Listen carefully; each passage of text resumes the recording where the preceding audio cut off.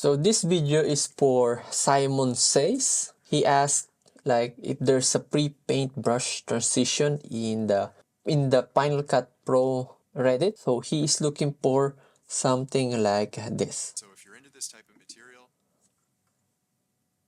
So Simon Says this is how to create this paintbrush text style in Apple Motion.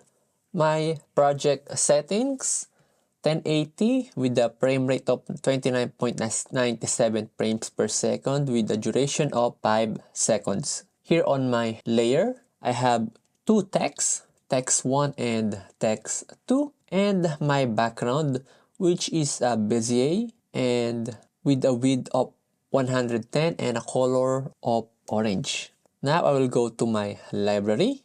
Then here on the shape style, traditional and sable quick, I will apply that to my Bezier, and then I will have this.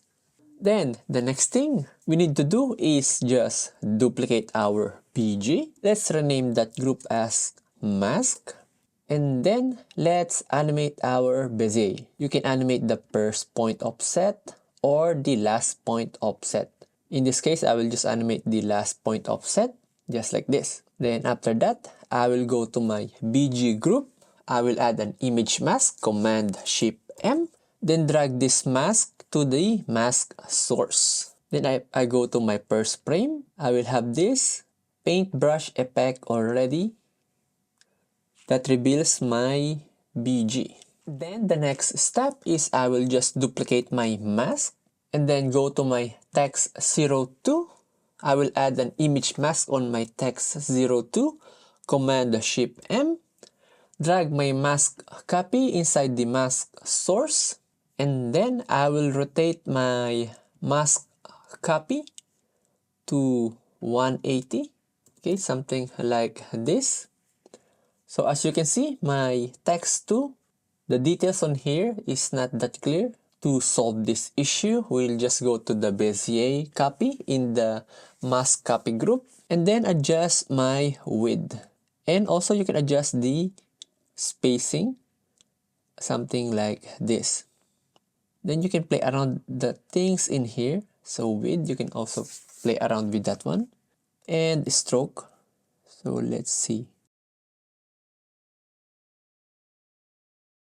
Or if you want, we can go to library, then select another paint style in here. So I will select the Sable 01, apply that, then I have this. I can adjust the property group of the mask copy. Okay, just like this. Then go to my Bezier copy and then adjust again the style and the stroke.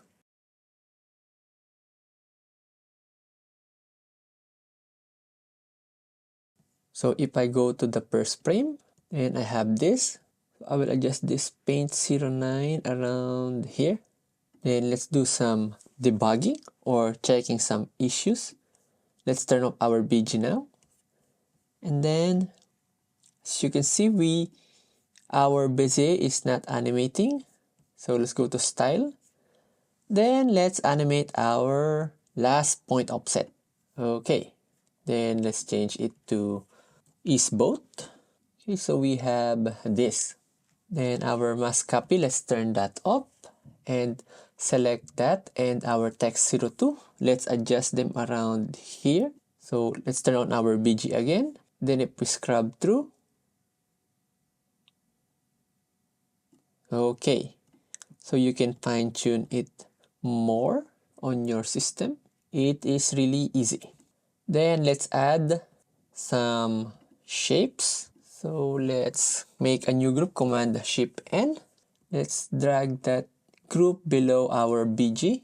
Let's rename this as splatter. And then let's add a clouds generator, add object, generators and clouds. So we have this. Let's turn up the first, second strength, layer strength, and then increase the horizontal and vertical. Or actually you can just leave it as default. Okay, then let's add a mask for this one. Option C on your keyboard to create a circle mask. Then around like this, we have this kind of look. Then adjust the feather. And then here on the clouds, let's adjust the gradient. Something like this. Okay, so you can reduce the size of the circle. And also here on the clouds, you can offset it. It's something like this. Then let's put it on top. Okay. Then also here on the clouds, let's turn up the speed to 0, just like this. Then let's also add a mask for our splatter. So let's just create a new one. I'm gonna press B on my keyboard to create a Bezier tool. And then drag like this. Turn up the fill. Increase the width to cover up the splatter look.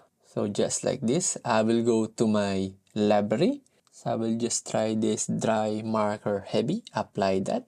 Here on my clouds, I will group this Command Shift G.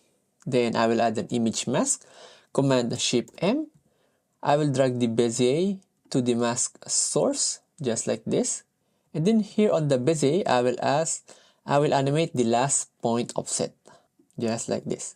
So we can adjust the location of the Bezier just like this. Then I can adjust the Bezier tool or Bezier key. I can adjust the handles, keyframe handles to ease both.